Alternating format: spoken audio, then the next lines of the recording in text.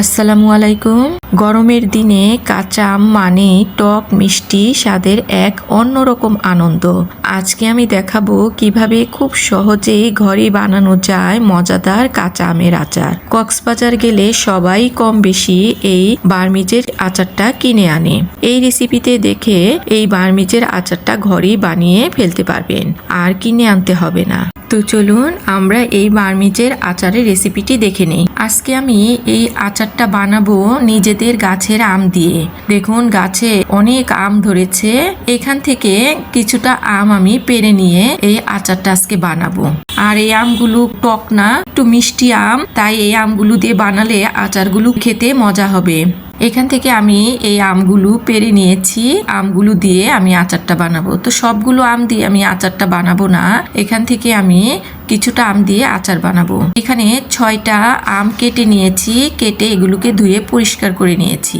এবার আমি আমগুলোকে এরকম ছোট ছোট পাতলা পাতলা করে কেটে নিয়েছি। এবার এই আমগুলোর মধ্যে আমি 2 কাপ চিনি দিয়ে দিলাম, আর এখানে আমি 3 কাপ ভিনেগার দিয়ে দিলাম। এগুলোকে একটু মেখে নিব। এটাকে ঢাকনা দিয়ে ঢেকে আমি 1 ঘন্টা রেখে দেব। আর এদিকে আমি কিছু পাঁচফোড়ন নিয়েছি, এগুলোকে আমি ভেজে নেব। এখানে আমি পাঁচফোড়ন দিয়ে দিলাম আর 1 চা চামচ মৌরি দিয়ে দিলাম, দিয়ে এগুলোকে আমি ভেজে নেব। ভেজে এরপর এগুলোকে বেটে নেব। 1 ঘন্টা পর আমি ঢাকনাটা খুলে দেখিয়ে দিচ্ছি, আমের মধ্যে চিনিটা গলে পানি এসে পড়েছে। এবার আমি এগুলোকে চুলায় বসিয়ে দিয়ে দিলাম, আর চুলার আঁচটা বাড়িয়ে এগুলোকে আমি এবার রান্না করব। তো বেশ কিছুক্ষণ রান্না করার পর এখানে আমি 1/2 চা চামচ মরিচ গুঁড়ো এবং 1/2 চা চামচ হলুদের গুঁড়ো দিয়ে দিলাম, দিয়ে এটাকে একটু নেড়ে চেড়ে নিব। এরপর এখানে আমি 1/2 চা চামচ লবণ দিয়ে দিলাম, দিয়ে আবারও বেশ কিছুক্ষণ নেড়ে চেড়ে নিব। বেশ কিছুক্ষণ রান্না করার পর তো দেখুন সুন্দর একটা কালার চলে আসছে। হলুদ আর মরিচটা আমি ঝালের জন্য দেইনি, একটু কালারের জন্য আচারটার মধ্যে দিয়েছি। রান্না করার পর যখন সুন্দর একটি কালার চলে আসছে, তো এরপর এখানে আমি যে পাঁচফোড়নটা গুঁড়া করে রেখেছিলাম সেই পাঁচফোড়নটা এখানে দিয়ে দিলাম 1 চামচ, দিয়ে এটাকে আবারও বেশ কিছুক্ষণ রান্না করে নেব। আমি এগুলোকে খুব আলতো ভাবে নেড়ে চেড়ে রান্না করে নিচ্ছি, যাতে করে আচারটা ভেঙে না যায়। পানিটাও প্রায় শুকিয়ে গিয়েছে, আচারটাও হয়ে গিয়েছে। তো এখান থেকে আমি একটি নিয়ে দেখিয়ে দিচ্ছি। তো দেখুন এইরকম পাতলা পাতলা হয়েছে, আর একটাও ভেঙে যায়নি। এগুলোকে আমি খুব আলতো ভাবে নেড়ে চেড়ে আর কিছুক্ষণ এগুলোকে রান্না করব।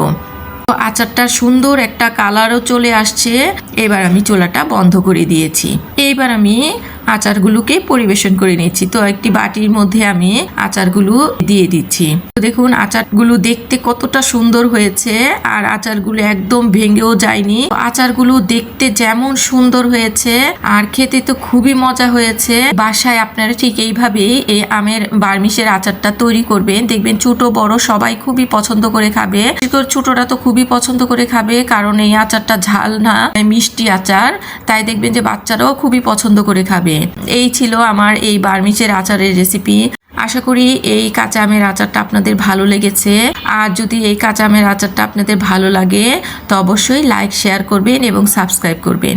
দেখা হবে আবার নতুন কোনো রেসিপি নিয়ে। সবাই ভালো থাকবেন, সুস্থ থাকবেন। আল্লাহ হাফেজ।